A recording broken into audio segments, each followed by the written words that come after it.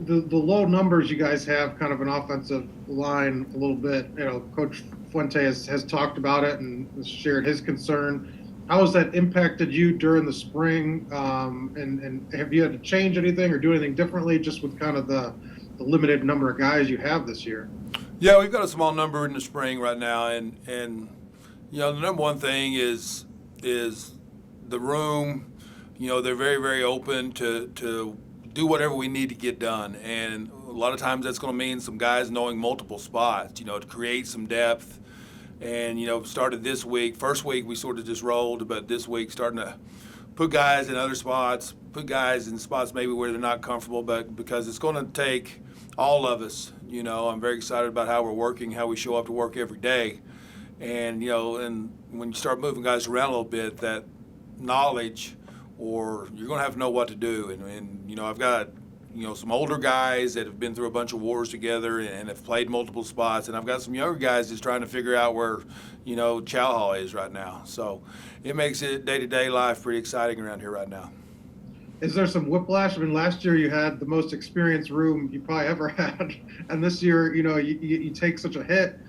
Is it a different feel kind of right now with just kind of behind the scenes with just meetings and things like that, where you don't have that sort of wide range of players? Yeah, and last year we were deep. That was deep. I was 10 deep last year, and this year, we're going to get.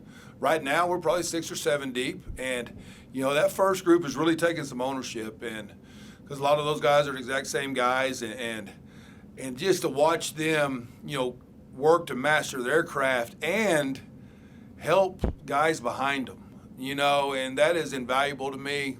There's some great, our situation with numbers, there's some great opportunities for guys to be leaders, to be teachers, to set examples, not just on the field, but across campus in the classroom.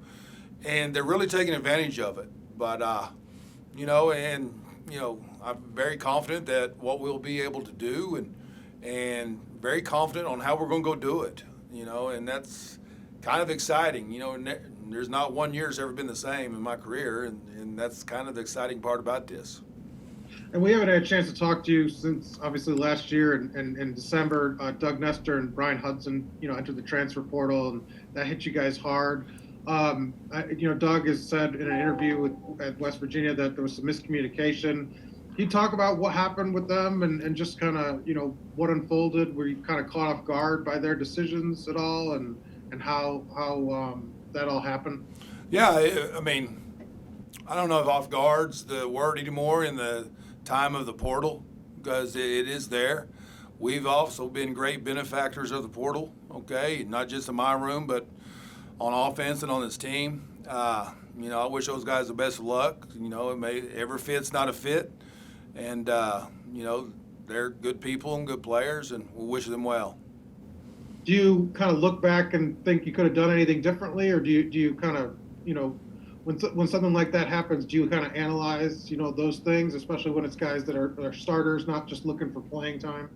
Right. Well, and at the end of every year, we as coaches, we always go back and analyze every situation, every game, every possession, every player, everything, and just going back and just make sure that we're doing what's best for this program and that we're always moving forward, and making the room as competitive as I can. And there's nothing going to be handed out, and everybody in that room knows that, and that's how we're going to go move forward. Thanks. Andy? Yeah, Vance, it seems like every year you always have somebody that can play a bunch of different positions on the line. Who's your most versatile lineman that you have right now? Wow. Well, Brock can play 5. Silas can play 4. Tanuda can play 4. Lacitas can play. He thinks he can play 2 right now, but he can play 4. But he'll find that out this last half of spring. But no, just those old guys that have taken a lot of snaps. And when we talk about scheme, I try to teach to understand the entire scheme, and that allows these guys to move around a little bit. And then in the end, let's go find 5 that really like doing it together. And those guys that have been playing together a long time, it's fun to watch right now. It's fun to watch just because there is some pride. They are very accountable to each other. They are very challengeable. Yesterday it didn't look exactly like we wanted it to, so we communicated about it today, and it will look better tomorrow. And no matter, yesterday some guys had to move around, not because of numbers or injuries, it's because I didn't like what it was looking like, and those guys respond to that stuff, and you just tell them why, and they're pretty cool with it. So. He didn't play last year, so we don't really know too much about him, but how has Parker Clements looked so far and working at that right tackle spot? Well, last year at this time he's about 260. He's 304 right now, so he looks completely different. Super work ethic, great off the field, unbelievable potential, which is defined as hadn't done anything yet, but I mean, he's a guy that's going to have an opportunity. He's done a great job so far in winter conditioning and in spring, and super excited about him. And he's another guy that can play both sides. And but I mean, future very, very bright, very bright. Thank you. Norm Wood, thanks for joining us. My pleasure as always, Pete. Thanks for having me, man. From the bottom of my heart. Hey, Coach, you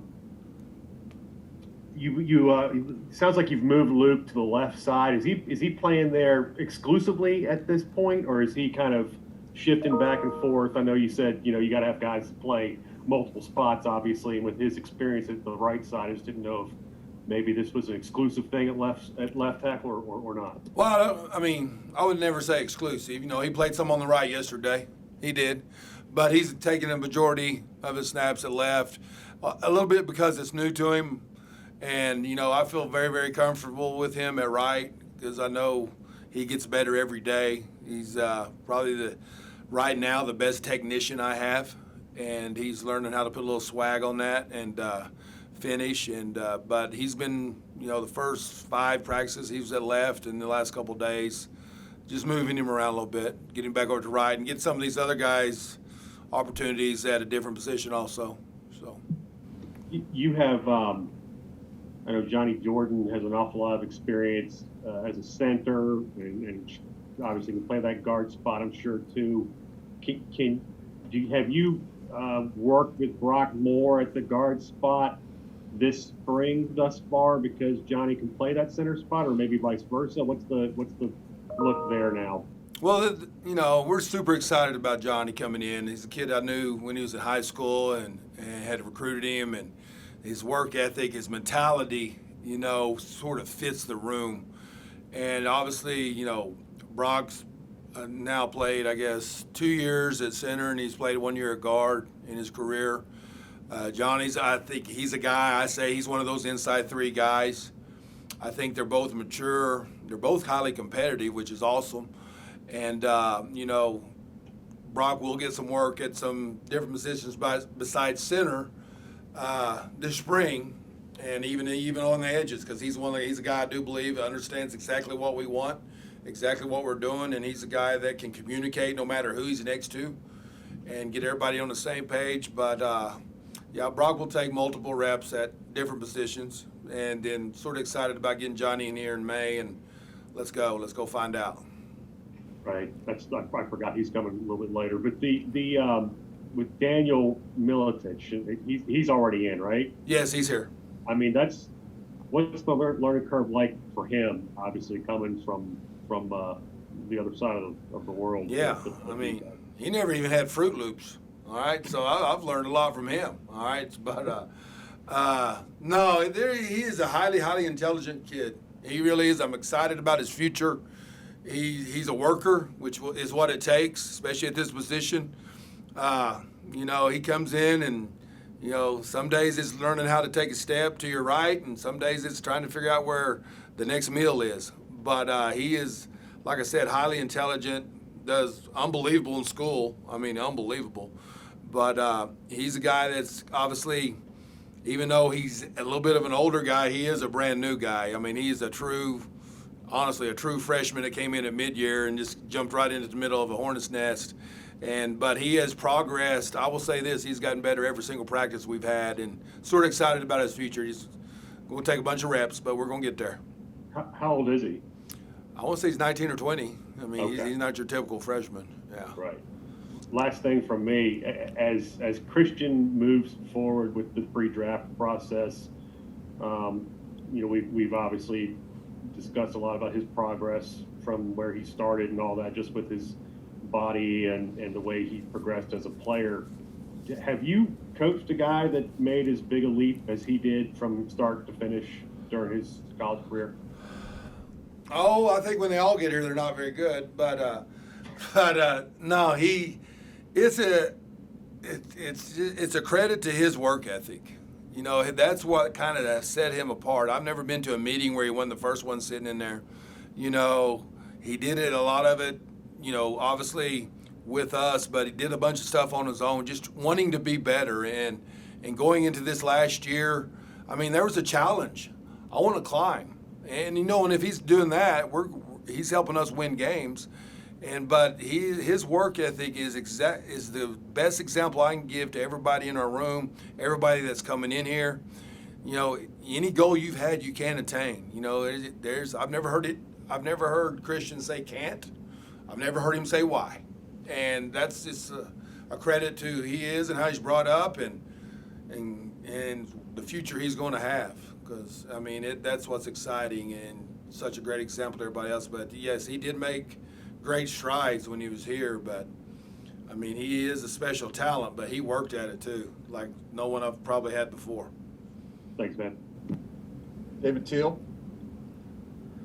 Vance, last week, Raheem was telling us that one of the things he's working on this spring is slowing down. He hit holes too quickly last year. How critical is that timing between your group and the running backs, just in terms of, you know, the back having patience and biding his time until your group gets it blocked proper? Oh, I think it's everything. It is that critical. It is, and it's got to time up. It really does. And Raheem is, I mean, he is. You can tell he's worked on it. It's something to watch right now. And you know, every line's a little bit different. You know, and obviously we're going to line up in the same spot every time. So I mean, we've got to continue to work and continue to get better at doing our job. But you know, Raheem's work ethic. I mean, he could be in our room, and I wouldn't have a problem with it. But, you know, that is a critical part of it, and making sure the scheme matches the path and all of that and the timing of getting there. And, you know, with him last year and Khalil, it was fun. It kind of hit, you know, and allowed us to have some success, especially running the football. Thank you. Mike Nisley, did you have a follow-up? Yeah, just two quick ones.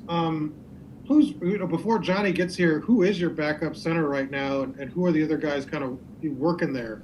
Yeah, Nikolai Bushnowski, he's a kid here. He's a freshman, or he was here last year.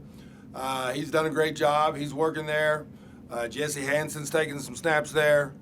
Militek is taking some snaps there. But those three guys, and then Johnny's getting here. Bryce Gunner's coming in. That's what he's doing right now at home till he gets here. But we'll be able to man the position a little bit. So. And then you haven't talked about Darrell Bailey yet. How much time will he kind of need, do you feel like, to kind of get up to speed? I mean, that's got to be tough. I guess he's never played an offensive line before, always been defensive line. How has he kind of adapted, and what are your expectations here for him kind of going forward? Well, the fortunate and unfortunate thing with Darrell's situation right now, he gets a lot of reps. You know, he's running with the twos over there, but unbelievable talent. Really, he's got talent in there. It's just he hadn't done it before, you know, and he's very, very high IQ football-wise, understands. And now let's just go take reps. Let's go work. And that's what's kind of cool, you know, watching Lacitus and Silas and Luke, you know, kind of take him under their wing. And if he's not in, one of those guys is back there in the back walking through stuff with him. And that's pretty cool. And obviously being able to learn like he can, it's going to come. You know, obviously he's a very anxious guy and wants to be great in one day. That's not how this works. You know, that's not how it works. And we're taking our lumps. And right now we want to make sure that we're better Thursday than we were Tuesday. That's our number one goal. And that's kind of how we're progressing with some of these younger guys and new to the position guys. but I'm very, very excited about him because the talent's there. It is there. He is very athletic and move and everything we look for, in a recruit. He's got it right now.